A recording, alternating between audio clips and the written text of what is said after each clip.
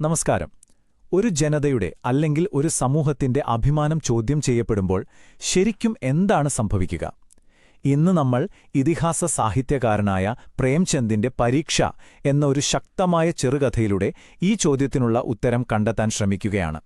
ഒരു നഗരത്തിന്റെ പതനത്തിന്റെയും അതിലുപരി അവിടുത്തെ മനുഷ്യരുടെ അഭിമാനത്തിന്റെയും കഥയാണിത്. നമ്മുടെ ഈ കഥ തുടങ്ങുന്നത് 1739 ഡൽഹിയിലാണ്. അതായത് മുഗൾ സാമ്രാജ്യത്തിന്റെ പ്രതാപമൊക്കെ പതിയെ അസ്തമിച്ചു തുടങ്ങുന്നൊരു കാലം. ഇതൊരു സാധാരണ വർഷമായിരുന്നില്ല, മറിച്ച് ചരിത്രത്തിലെ തന്നെ ഏറ്റവും വലിയൊരു ദുരന്തത്തിന് ഡൽഹി സാക്ഷ്യം വഹിച്ച വർഷമായിരുന്നു അത്.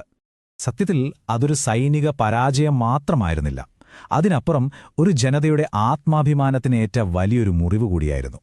നാദിർഷായുടെ ആക്രമണത്തിനു ശേഷം ഡൽഹിക്ക് നഷ്ടമായത് അതിന്റെ പ്രൗഢി മാത്രമല്ല, അതിന്റെ ആത്മാവ് കൂടിയായിരുന്നു. എവിടെ നോക്കിയാലും ഭയവും നിരാശയും മാത്രം. ഈയൊരു ചരിത്ര പശ്ചാത്തലത്തിലാണ് പ്രേംചന്ദ് തന്റെ പരീക്ഷ എന്ന അനശ്വരമായ കഥ നമ്മുടെ മുന്നിലേക്ക് വെക്കുന്നത്. ഇതൊരു ചരിത്രകഥ എന്നതിലുപരി മനുഷ്യന്റെ ധാർമ്മികതയുടെയും ആത്മാഭിമാനത്തിന്റെയും ആഴങ്ങളിലേക്ക് നമ്മളെ കൂട്ടിക്കൊണ്ടുപോകുന്ന ഒരു യാത്രയാണ്. അപ്പോ ആരായിരുന്നു നാദിർഷാ? എങ്ങനെയാണ് അയാൾ ഡൽഹിയെ തന്റെ കാൽക്കീഴിലാക്കിയത്? യഥാർത്ഥത്തിൽ എന്താണ് ആ നഗരത്തിൽ അന്ന് സംഭവിച്ചത്? നമുക്ക് കഥയുടെ ആ ഭാഗത്തേക്കൊന്നു പോകാം.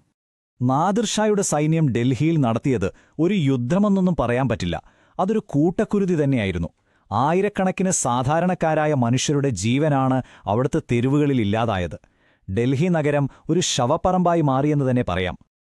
ആ ആക്രമണത്തിന്റെ വ്യാപ്തി നമുക്ക് സങ്കല്പിക്കാൻ കഴിയുന്നതിനും അപ്പുറമായിരുന്നു. വീടുകൾ കത്തിച്ചാമ്പലായി, കടകൾ കൊള്ളയടിക്കപ്പെട്ടു, തെരുവുകളിലാണെങ്കിൽ ചോരപ്പുഴ തന്നെ ഒഴുകി.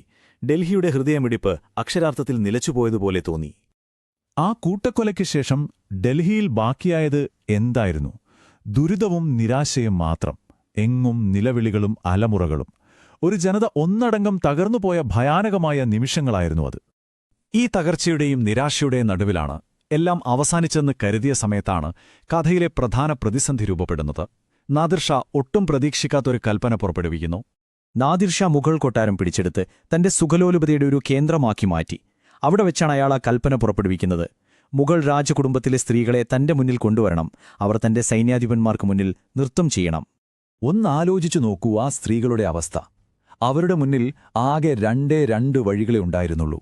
ഒന്നുകിൽ ശത്രുക്കൾക്ക് മുന്നിൽ നൃത്തം ചെയ്ത് അപമാനിതരായി ജീവിക്കുക, അല്ലെങ്കിൽ അഭിമാനം സംരക്ഷിക്കാൻ വേണ്ടി മരണം തിരഞ്ഞെടുക്കുക. ജീവനും അഭിമാനത്തിനുമിടയിലുള്ളൊരു തിരഞ്ഞെടുപ്പായിരുന്നു അത്. പക്ഷേ ഈ പ്രതിസന്ധിക്ക് അവർ നൽകിയ മറുപടിയാണ് ഈ കഥയുടെ കാതൽ. ഇനി സംഭവിക്കാൻ പോകുന്നത് കഥയിലെ ഏറ്റവും നിർണായകമായ ആ വഴിത്തിരിവാണ്. അവിടുത്തെ കൊട്ടാരം സൂപ്രണ്ട് വളരെ ധൈര്യത്തോടെ ആ സ്ത്രീകളെയും കൂട്ടി നാദിർഷായുടെ മുന്നിലെത്തി. പക്ഷെ അവരെ കണ്ടപ്പോൾ നാദിർഷാ ഞെട്ടിയതായി നടിച്ചു. തന്റെ കൽപ്പന ഒരു വിനോദത്തിനു വേണ്ടിയായിരുന്നില്ല, മറിച്ച് അവരുടെ അഭിമാനം പരീക്ഷിക്കാൻ വേണ്ടിയായിരുന്നു എന്നയാൾ പ്രഖ്യാപിച്ചു. അതായിരുന്നു യഥാർത്ഥ പരീക്ഷ. അപ്പോ ഈ കഥയുടെ കേന്ദ്രബിന്ദു എന്ന് പറയുന്നത് ആത്മസമ്മാൻ അഥവാ ആത്മാഭിമാനമാണ്. ഇത് വെറുമൊരു വാക്കല്ല, ശരിക്കും ഒരു വ്യക്തിയുടെയും ഒരു സമൂഹത്തിന്റെയും സ്വഭാവത്തെ നിർണയിക്കുന്ന അടിസ്ഥാന ശിലയാണ് ഈ ആത്മാഭിമാനം. ഇനി നമുക്ക് ഈ കഥയുടെ അവസാന ഭാഗത്തേക്ക്, അതിന്റെ സന്ദേശത്തിലേക്ക് കടക്കാം. അവിടെ അക്രമിയായ നാദിർഷാ തന്നെ ഒരു വലിയ പാഠം നമുക്കെല്ലാവർക്കും നൽകുന്നുണ്ട്. പ്രേംചന്ദ് വളരെ മനോഹരമായിട്ടാണ് ആ രംഗം വിവരിക്കുന്നത്. ഈ വാക്കുകളാണ് കഥയുടെ കാതൽ. നാദിർഷാ പറയുകയാണ്, ഒരു ജനതയുടെ ധാർമ്മികമായ കരുത്തും അവരുടെ നിലനിൽപ്പും തമ്മിൽ വലിയൊരു ബന്ധമുണ്ട്. എപ്പോഴാണോ ആത്മാഭിമാനം നഷ്ടപ്പെടുന്നത്, അപ്പോൾ അവരുടെ പതനം ഉറപ്പാണ്. അപ്പോൾ ഈ കഥയിൽ നിന്ന് നമുക്ക് എന്തൊക്കെയാണ് മനസ്സിലാക്കാൻ സാധിക്കുന്നത്? ഒന്നാമതായി, ആത്മാഭിമാനമാണ് ഒരു സമൂഹത്തിന്റെ നട്ടെല്ല്. രണ്ടാമതായി, ശാരീരികമായ ഒരു പതനത്തിനു മുൻപേ വരുന്നത് പലപ്പോഴും ധാർമ്മികമായ തകർച്ചയാണ്. യഥാർത്ഥ അഭിമാനം എപ്പോഴും പരീക്ഷിക്കപ്പെടുന്നത് ഇതുപോലുള്ള പ്രതിസന്ധി ഘട്ടങ്ങളിലാണ്. പിന്നെ ഏറ്റവും പ്രധാനമായി, ധാർമ്മികമായ ഒരു അടിത്തറയില്ലാതെ ഒരു ജനതയ്ക്കും അധികകാലം നിലനിൽക്കാനാവില്ല. പ്രേംചന്ദിന്റെ ഈ കഥ നടന്നിട്ട് നൂറ്റാണ്ടുകൾ കഴിഞ്ഞിരിക്കാം, പക്ഷേ അദ്ദേഹം ഉയർത്തുന്ന ഈ ചോദ്യം അതിന്നും വളരെ പ്രസക്തമാണ്. ഒരു സമൂഹത്തിന് അതിന്റെ ആത്മാഭിമാനം നഷ്ടപ്പെട്ടാൽ എന്ത് സംഭവിക്കും? ഈ ഒരു ചോദ്യം നിങ്ങൾക്കായി വിട്ടുകൊണ്ട് ഇന്നത്തെ ഈ വിവരണം ഇവിടെ അവസാനിപ്പിക്കുന്നു. നന്ദി.